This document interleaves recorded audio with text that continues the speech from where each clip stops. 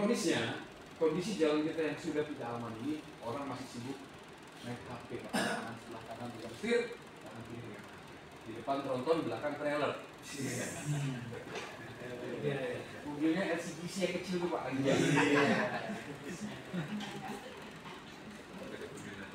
Kenapa orang bisa sampai punya perilaku seperti itu Pak? Jadi maju mundurnya tempat duduk itu dari patokan ini. Kalau sudah sampai di pergelangan kanan kita di angka 12, maka secara ergonomis pada saat turun posisi tangan kita di 93 maupun 102, maka sudah membentuk sudut 90 derajat. Sudut situ 90 derajat. Dan perhatikan selama ini posisi kita, kalau maju mundurnya dari kaki, maka ketika sudah set up posisi duduk, ada celah, ada gap antara sandaran dengan posisi badan. Karena kita pas nari kan pasti badan kita begini, ya nggak, cenderung ke depan. Sementara kalau posisi tangan kita, bagian kepala kita, bagian belakang kita harus menuju ke atas saudara. Tidak boleh disalah. Banyak kasus kecelakaan, cedera patah leher, mudah-mudahan karena ketika ada hentakan dari belakang, ini tolakannya keras seperti ini. Karena apa? Karena posisinya ada celah antara sandaran dengan posisi duduk. Posisi tangan kita juga sama Pak, ada di celah sini. Karena ini adalah sensor saraf kita pada saat sentrifugal terjadi yang merasakan saraf itu sini. Kondisi jalan miring ke kiri, miring ke kanan, maka tangan kita akan perilakunya otomatis counter steer. Tahan, buang ke kanan, tahan kiri, buang ke kiri, tangan kita akan counter steer di kanan. Itu kalau Pak sudah terbiasa.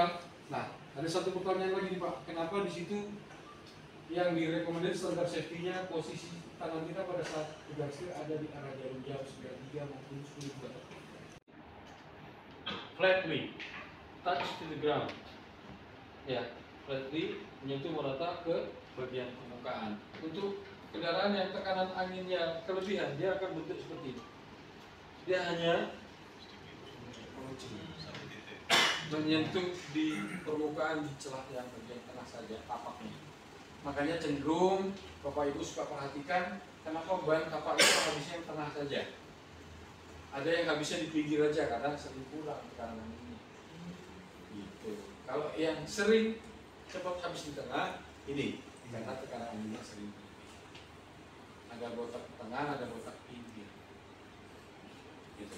Ya, ada satu kondisi juga di mana sudah habis semua tapak ban ini. Itu karena faktor tekanan apa Pak?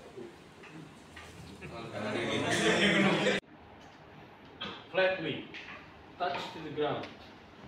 Ya, flatly menyentuh merata ke bagian permukaan. Untuk kendaraan yang tekanan anginnya kelebihan, dia akan bentuk seperti ini. Dia hanya menyentuh di permukaan di celah yang bagian tengah saja, tapaknya. Makanya cenderung Bapak Ibu suka perhatikan kenapa ban tapak itu habisnya yang tengah saja. Ada yang habisnya di pinggir aja karena sering kurang tekanan ini. Gitu. Kalau yang sering cepat habis di tengah, ini karena tekanan anginnya sering tinggi. Ada botak tengah, ada botak pinggir. Gitu. Ya, ada satu kondisi juga di mana sudah habis semua tapak ban ini. Itu karena faktor tekanan apa Pak? Flatly touch to the ground. Ya, flatly menyentuh merata ke bagian permukaan. Untuk kendaraan yang tekanan anginnya kelebihan, dia akan bentuk seperti ini. Dia hanya menyentuh di permukaan di celah yang bagian tengah saja, tapaknya. Makanya cenderung Bapak Ibu suka perhatikan kenapa ban tapak itu habisnya yang tengah saja. Ada yang habisnya di pinggir aja karena sering kurang tekanan ini. Gitu. Kalau yang sering cepat habis di tengah, ini karena tekanan anginnya sering. Oh, makanya tidak kokoh tidak. Double decker itu. Nah, tapi itu sekarang jadi tren, Pak. Jadi tren. Iya. Ketiga, kita sudah tahu nih potensi hazardnya di mana. Alhamdulillah di situ.